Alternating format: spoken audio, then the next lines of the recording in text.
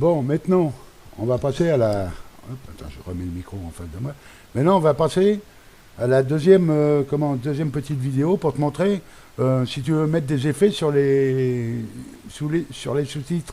Alors, euh, avant même de faire ta prochaine vidéo et de remplacer le gabarit par ta vidéo, si tu travailles sur les sous-titres, sur les apparitions et tout, et que tu le sauvegardes, et ben, les effets que tu auras donnés, ils vont rester. Alors, là, pour faire ça, c'est simple. Par contre, ça demande un peu de temps. Tu vas voir pourquoi. Parce que tu ne peux pas éditer tous les fichiers de sous-titres à la fois, en même temps. Tu peux en éditer qu'un par un. C'est-à-dire qu'en fin de compte, tu peux donner des effets différents suivant les sous-titres, hein, les fichiers de sous-titres. Les phrases, si tu veux. Donc, tu as grandi. Voilà. Hop. Tu vas sélectionner le premier, hein, ou celui que tu veux faire un effet. Tu le sélectionnes. Et ici, en haut, à droite, maintenant, tu peux mettre des animations. Donc, tu peux très bien laisser là, tel quel sur un fond marron, comme j'ai mis, et mettre des animations. Alors, les animations, voilà, elles sont là. Donc, après, tu as le choix. Hein, tu peux mettre ce que tu veux. Alors, par exemple, tu as... J'en avais trouvé une qui était pas mal. Non, c'était pas ça. Ouais, c'était celle-là. Hein, ça va ressembler un peu à ce que tu faisais toi. Donc, tu descends, puis elle est facile à trouver. Dès que tu vois le point rouge, c'est en dessous à droite, celle-là. Donc, dès que tu vas la sélectionner, tu vas voir, elle va se mettre sur ce texte-là, muni d'un bâton et d'un chapeau. Donc, hop, je le fais, et regarde. Mais ça va beaucoup trop vite. Donc, ce que tu peux faire, regarde ici, là, tu as juste en dessous, duration, 0,5. Tu prends le curseur et tu le glisses vers la droite. Et quand tu vas le lâcher, muni d'un bâton. Et tu peux le régler. Tu vois, muni d'un bâton et chapeau, on ne l'a pas entendu. Et ça s'est arrêté de défilement. Donc tu peux agrandir. Alors tu as aussi ici en bas, je vais zoomer avec Camtasia. Tu as ici en bas ton texte qui a été sélectionné, là, muni d'un chapeau. Et regarde en dessous, c'est souligné plus ou moins.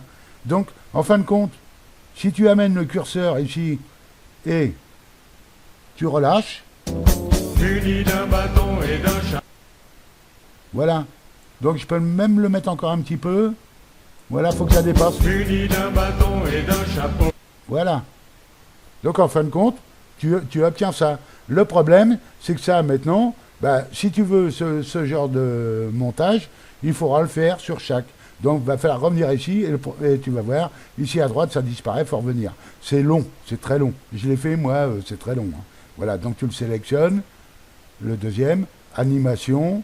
Tu viens, là, tu descends, rouge, hop, tout de suite en bas à droite. Voilà. Mais ça reste à 0,5 secondes. Donc, il va falloir que tu mettes un peu plus long. D'une boussole et d'un sac à dos. Voilà. Et ainsi de suite. Le troisième, animation. Je descends. Je mets cette animation là. Je l'agrandis. Au pied des chaussures très confortables. Voilà. Etc. etc. jusqu'à la fin. Et une fois que tu as fait ça,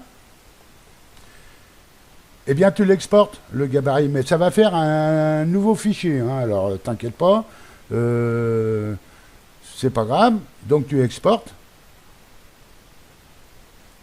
Ouais. On va mettre, par exemple, gabarit final. Hein, gabarit, avec un T, pardon, final. Voilà. Hop. Tu exportes. Voilà.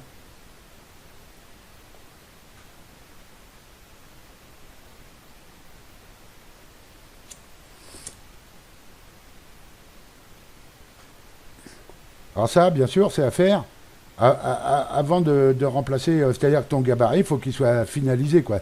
Toutes tes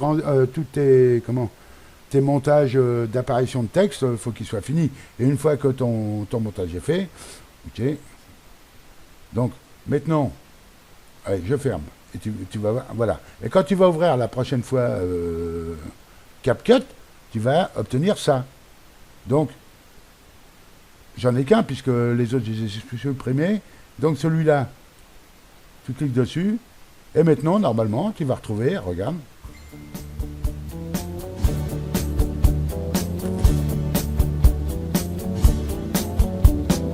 Muni d'un bâton et Voilà. d'un chapeau, d'une boussole et d'un sac à dos. Alors ça, maintenant, tu l'auras tout le temps. Hein. Tu as sauvegardé ton gabarit, tu l'auras tout le temps. Il te suffira simplement, ensuite, de sélectionner la vidéo, hein, de la remplacer.